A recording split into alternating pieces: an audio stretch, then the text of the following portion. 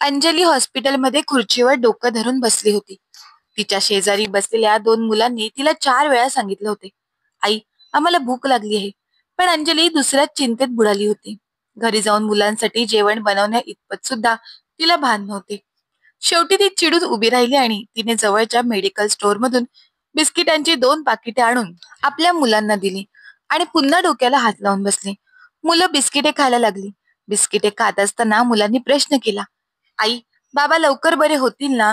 अंजलीचा नवरा अनिल हॉस्पिटलमध्ये ऍडमिट होता आणि अशावेळी तिला साथ देणारे कोणीही नव्हते. अंजलीच्या डोळ्यातून सतत अश्रू येत होते. तिला चांगले वाटलं नव्हते, पण तिने पुन्हा एकदा प्रयत्न करण्याचे ठरवले. तिने अश्रू पुसत बिस्किटं खाण्यात मग्न असलेल्या मुलांकडे पाहिलं. मग अंजली उठली आणि खिडकीजवळ गेली आणि आपल्या सासऱ्यांचा नंबर डायल केला. तसे तर ती तिच्या सासऱ्यांसोबत जास्त बोलत नसायची, पण आज तिची मजबुरी होती म्हणून तिने आपल्या सासऱ्यांना फोन केला होता. पण सासऱ्यांनी फोन उचलला नाही. तेव्हा अंजलीचे हृदय धडधडू लागले. ती विचार करू लागली, सासूबाईंनी उलट उत्तर दिलं असल्याने बाबा माझे ऐकतील की नाही. अनिलच्या घरचे कोणीच फोन उचलत नव्हते. मग ती काय करणार होती? म्हणून अंजली परत येऊन खुर्चीवर बसली. डॉक्टरांनी तिला अजून नवऱ्याला भेटू दिले नव्हते. तिचा नवरा आयसीयू मध्ये होता आणि ती बाहेर उत्सुकतेने वाट पाहत होती. खुर्चीवर बसून अंजली जुन्या दिवसांच्या आठवणीत हरवून गेली होती. भविष्यासाठी थोडी बचत करणं गरजेचंच आहे, हे तिने नवऱ्याला किती वेळा समजावले होते. आपण आपलं घर हुशारीने एकत्र चालवले पाहिजे. पण अनिल कोणताही विचार न करता म्हणायचा, आपण अनाथ थोडीच आहोत, आपल्या मागे एक मोठं कुटुंब आहे. कठीण प्रसंग आला तरी सगळे मला साथ देतात. आज मी त्यांच्या पाठीशी उभा आहे कारण माझ्यासाठी माझं कुटुंब पहिल्या स्थानी आहे. अनिलचे बोलणे ऐकून अंजलीला आश्चर्य वाटले. अनिलची काही दिवसापूर्वी नोकरी गेली होती. सुरुवातीला तर त्याने दुसरी नोकरी शोधण्यास सुरुवात केली होती. परंतु एक दिवस अंजलीने ऐकले की अनिलची आई त्याला समजावत होती की हे बघ बाळा, तू नोकरी शोधू नकोस. तुला नोकरी करण्याची काय गरज आहे? तुझी बायको सुद्धा काम करते. तिच्या कमाईमध्ये घर खर्च आरामात चालेल. जर तू घरामध्ये रिकाम्या हाती बसलास तर जेव्हा आम्हाला गरज पडेल तेव्हा तू आमच्याकडे येऊ शकशील. सुनबाई तर आहेच तशी. तुझी बायको तुझ्या मुलांचा सुद्धा सांभाळ करेल आणि गरज पडली तर घर सुद्धा एकटीच सांभाळेल. परंतु तू रिकाम्या हाती राहिलास तर आमच्यासाठी बरे राहील. तुला तर माहीतच आहे ना, तुझा छोटा भाऊ नेहमीच त्याच्या नोकरीमध्ये व्यस्त असतो. त्याला वेळच मिळत नाही. आता कधी तुझ्या बाबांची तब्येत खराब होते तर कधी माझी. अशा परिस्थितीत कोणीतरी वेळ काढणारा हवा ना. शेवटी तू या घरचा मोठा मुलगा आहेस, त्यामुळे तुला आमची साथ द्यावी लागेल. चांगले झाले की तुझी बायको कमावती आहे, त्यामुळे तुला कमाई करण्याचं टेन्शन घेण्याची गरज नाही. हे सर्व ऐकल्यावर अंजली बेचैन होऊन आपल्या नवऱ्याच्या उत्तराची वाट पाहत होती. आणि तेवढ्यातच अनिल म्हणाला, तू बरोबर बोलतेस आई. मी आता नोकरी शोधणार नाही. मी माझ्या कुटुंबाप्रती प्रत्येक कर्तव्य निभावेन. कारण माझी बायको महिन्याला 40,000 रुपये कमवते. त्यामुळे मला विचार करण्याची गरज नाही. अंजली आपल्या नवऱ्याचे असे बोलणे ऐकून स्तब्ध राहिली. ती विचार करू लागली की आपला नवरा हे काय बोलत आहे. त्यानंतर तिने अनिलला खूप समजावले. तुम्ही आईच्या बोलण्यात काय येता? तुम्ही नोकरी करायला हवी. आपल्याला भविष्यासाठी बचत करायला हवी. आपले स्वतःचे घर सुद्धा असायला हवे ना. तेव्हा अनिल तिच्यावर ओरडला. घर तर तिथेच आहे जिथे असायला हवे. गावी तर आपले खूप मोठे घर आहे. आपण फक्त नोकरी करण्यासाठी इथे येऊन राहत आहोत. आता तुझं ऑफिस सुद्धा इथे आहे आणि मुलांचं शिक्षण सुद्धा इथेच होत आहे. त्यामुळे आपल्याला इथे राहावेच लागेल.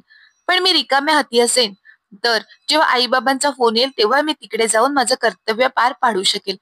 तेव्हा अंजली विचार करू लागली, कर्तव्य पार पाडणे खूप चांगली गोष्ट आहे, परंतु त्यासाठी नोकरी न करता घरी राहणे हे समजूतदारपणाचे लक्षण नाही आहे. परंतु अनिलला कोणत्याच गोष्टीचे टेन्शन नव्हते, कारण अंजली सर्व घर खर्च स्वतः सांभाळत होती. हो, पण त्यामुळे बचत होत नव्हती. याच कारणाने आता अंजलीला भविष्याची भीती वाटू लागली होती, की भविष्यात जर कोणता मोठा खर्च आला तर काय करायचं. हीच गोष्ट अंजली जेव्हा अनिलला सांगायची तेव्हा तो म्हणायचा, मी एकटाच थोडी आहे. माझा छोटा भाऊ कमवत आहे. बाबांची पेन्शन येते. आई जवळ खूप दागिने आणि अकाउंट मध्ये चांगला बॅलन्स आहे. त्यामुळे मला जास्त विचार करण्याची गरज नाही. अंजली जेव्हा त्याला जास्त वेळ समजायची तेव्हा तो तिच्यावरच रागवायचा आणि म्हणायचा, मी माझ्या घराप्रती माझे कर्तव्य निभावत आहे, म्हणून तुला वाईट वाटत आहे का? नवऱ्याच्या असे बोलणे ऐकून अंजलीने आता आपल्या नवऱ्याला बोलणे सोडून दिले होते. पण तिचं मन खूप दुःखी होत असायचं की आपण एवढी मेहनत करून आपले घर चालवत आहोत. पण आपला नवरा मात्र सर्व गोष्टी आपल्या सासरच्या माणसांसाठीच करत आहे. दिवस असेच निघून जात होते. अशातच एक दिवस अनिलला श्वास घ्यायला थोडा त्रास होऊ लागला. तेव्हा अंजली त्याला हॉस्पिटलमध्ये घेऊन गेली. हॉस्पिटलमध्ये पोहोचेपर्यंत अनिलची अवस्था खूप जास्त खराब झाली होती. हॉस्पिटलमध्ये पोहोचल्यानंतर डॉक्टरांनी त्यांची तपासणी केल्यानंतर डॉक्टर म्हणाले की त्याच्या हृदयामध्ये ब्लॉक प्रॉब्लेम आहे, त्यामुळे त्याचे लगेच ऑपरेशन करावे लागेल. ऑपरेशनसाठी 7 लाख रुपये लागतील. डॉक्टरांचे असे बोलणे ऐकल्यानंतर अंजली खूप घाबरली होती, कारण एवढ्या लवकर एवढी मोठी रक्कम ती कुठून जमा करणार होती. तिला वाटत होते की अनिल नेहमीच आपल्या घरच्या लोकांच्या मदतीसाठी उभा राहतो, त्यामुळे त्याच्या घरचे त्याच्या मदतीसाठी नक्कीच पुढे येतील.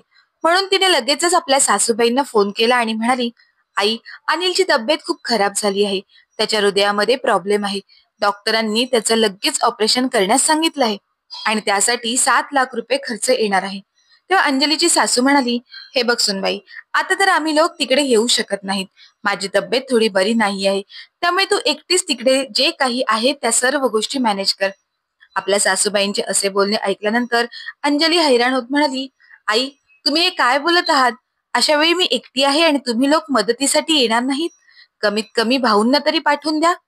त्यावर सासूबाई म्हणाल्या, तुझ्या दिराला ऑफिसमधून सुट्टीच कुठे मिळते? तो काय तुमच्या मागे त्याची नोकरी सोडेल? तसेही तुझ्या नवऱ्याचे ऑपरेशन तुला थोडीच करायचे आहे. ऑपरेशनच्या सर्व गोष्टी तर डॉक्टरच करतील. तू अनिलचं ऑपरेशन करून घे. आम्ही 1-2 दिवसानंतर त्याला पाहण्यासाठी येऊ. तेव्हा अंजली आपल्या डोळ्यातील अश्रू पुसत म्हणाली, ठीक आहे आई, पण तुम्ही कमीत कमी पैसे तरी पाठवून द्या. तेव्हा तिची सासू हैराण होत म्हणाली, पैसे? कुठले पैसे? काय तुझ्या नवऱ्याने कमावून पैसे माझ्याकडे ठेवण्यासाठी दिले आहेत का, जे आता तू मागत आहेस? माझ्याकडे पैसे नाही आहेत. तू तुझ्या ऑफिसमधून कर्ज घे. अंजली आपले डोके पकडून विचार करू लागली की एवढ्या लवकर कर्जाची व्यवस्था कशी होईल. म्हणून ती आपल्या सासूबाईंना पुन्हा म्हणाली, आई, प्लीज माझी मदत करा. एवढ्या लवकर एवढी मोठी रक्कम कशी जमा करू? अंजली एवढं बोलपर्यंत तिच्या सासूबाईंनी फोन ठेवून दिला होता. अंजली आता स्तब्ध झाली होती आणि विचार करत होती की ज्या कुटुंबासाठी अनिलने नोकरी केली नाही, पण त्याच कुटुंबातील लोक आज त्याचं ऑपरेशन करण्यासाठी पैसे देण्यासाठी नकार देत आहेत. तिच्या डोळ्यातून झरझर अश्रू वाहू लागले होते. आता अंजली खूप विचारांमध्ये डुबली होती. तेवढ्यातच डॉक्टर साहेब बाहेर आले आणि म्हणाले, तुम्ही तुमच्या नवऱ्याला भेटू शकता. तेव्हा अंजलीने लगेच आपल्या डोळ्यातील अश्रू पुसले आणि पटकन आपल्या नवऱ्याच्या केबिन मध्ये पोहोचली. तेवढ्यात तिच्या फोनची रिंग वाजू लागली. तिने फोन उचलल्यानंतर तिचे सासरे म्हणाले, सुनबाई, अशी सारखी फोन करून माझा बीपी वाढवू नकोस. अगं, तू त्याची धर्मपत्नी आहेस. तू त्याला अशा वेळी सांभाळू शकत नाहीस. तसेही माझी तब्येत ठीक नसते. तू मला परेशान करू नकोस आणि पैशाची व्यवस्था तर कुठून ना कुठून होऊन जाईल. तू एवढ्या वर्षापासून कंपनीमध्ये नोकरी करत आहेस. तुझी अजूनही कुणाबरोबर ओळख झालेली नाही? कुणाला तरी सांगून त्यांच्याकडून पैसे घे. आता मात्र अंजलीला खूप राग आला होता. ती रागातच म्हणाली, बाबा, तुम्हाला जर मदत करायची नसेल तर करू नका. माझ्या सासरचे ज्यांना मी माझे मानत होते तेच माझी मदत करत नाहीत, मग इतर लोकांकडून मी मदतीची अपेक्षाच कशी करू शकते? एवढं बोलून अंजलीने रागातच फोन ठेवून दिला. आता तिची नजर तिच्या नवऱ्यावर पडली. तो झोपला होता, त्यामुळे ती काहीही न बोलता त्याच्या चेहऱ्याकडे पाहत उभी राहिली. त्यानंतर तिने आपले मन मजबूत केले आणि केबिन बाहेर आली. आता तिला कोणाकडूनच मदतीची अपेक्षा राहिली नव्हती. इकडे झोपेचे नाटक करणाऱ्या अनिलच्या डोळ्यामधून अश्रू बाहेर पडत होते आणि त्याच्या डोक्याखालील सफेद उशीला ओली करत होते. कुटुंबाच्या नावाखाली त्याने आपली ओळख, आपला आत्मसन्मान आणि भविष्य सुद्धा गहाण ठेवले होते. पण त्या बदल्यात त्याला काय मिळाले होते? फक्त उपेक्षेचं विष. आयसीयूच्या पांढऱ्या उशीवर पडलेल्या अश्रूंनी अनिलच्या सर्व आशा पल्लवित केल्या होत्या. पण सगळ्यात मोठी वेदना म्हणजे तो अजूनही त्यांच्याकडे तक्रार करू शकत नव्हता. त्याच्या डोळ्यातून पडणारे अश्रू दुःख तर व्यक्त करत होतेच, पण तुटलेल्या विश्वासाचा प्रत्येक थेंबही व्यक्त करत होते. तो विचार सुद्धा करू शकत नव्हता की त्याच्या घरचे लोक अशा कठीण परिस्थितीमध्ये त्याच्यासोबत असे वागतील. त्याने तर आपल्या कुटुंबासाठी नोकरी शोधणे सुद्धा बंद केले होते. तो सतत आपल्या कुटुंबाच्या मदतीसाठी तत्पर असायचा, परंतु त्याच्या कुटुंबातील लोकांनी त्याला अशाच अवस्थेमध्ये सोडून दिले होते. आता अनिलला भीती वाटत होती की एकटी अंजली सर्व गोष्टी कशा सांभाळेल. मुले सुद्धा तिच्या सोबत आहेत. थोड्या वेळानंतर अंजली त्याच्या केबिन मध्ये आली आणि हळूवारपणे त्याच्या डोक्यावर हात फिरवत म्हणाली, अनिल, तू चिंता करू नकोस. सर्व काही ठीक होईल. डॉक्टर लवकरात लवकर तुझं ऑपरेशन करतील. अनिलला सर्व काही माहित होते. तरीही तो म्हणाला, पण ऑपरेशनसाठी लागणारे पैसे? अंजली म्हणाली, तू चिंता करू नकोस. मी माझ्या दादाबरोबर बोलले आहे. तो त्याच्या काही मित्रांकडून उधार पैसे घेईल आणि मी सुद्धा माझ्या ऑफिसमधून जेवढं कर्ज मिळत आहे तेवढं घेईन. सर्व गोष्टी व्यवस्थित होतील. फक्त तू मन शांत ठेव. कोणत्याही गोष्टीचा विचार करू नकोस. असं बोलता बोलता अंजलीचा आवाज जड झाला होता. तेव्हा अनिल तिच्या समोर हात जोडत म्हणाला, मला माफ कर अंजली. मी तुझं बोलणं ऐकलं नाही. पण आज मला समजलं आहे की माझ्या कुटुंबातील लोक माझा फक्त वापर करत होते. खरं तर सुरुवातीपासूनच मी पाहत होतो की ते लोक फक्त आपल्या छोट्या मुलावरच जास्त प्रेम करतात. पण मला वाटत होतं की जर मी त्यांच्या प्रती जास्त कर्तव्य पार पाडली तर ते लोक सुद्धा माझ्यावर सुद्धा तेवढंच प्रेम करतील. पण मी चुकीचा होतो. मी माझ्या कुटुंबातील लोकांसाठी वेडा झालो होतो. परंतु मला विचार करायला हवा होता की जिथं प्रेम असतं तिथं कोणतीही अट नसते.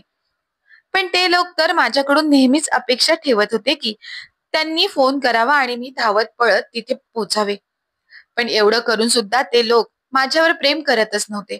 याची जाणीव आज मला झाली आहे. एवढं बोलून अनिल रडू लागला. तेव्हा अंजली म्हणाली, ही वेळ रडण्याची किंवा विचार करण्याची नाही आहे. मला तुझ्याविषयी कोणतीच तक्रार नाही आहे. फक्त तू लवकरात लवकर बरा होऊन घरी यावास, कारण मला आणि मुलांना तुझी खूप गरज आहे.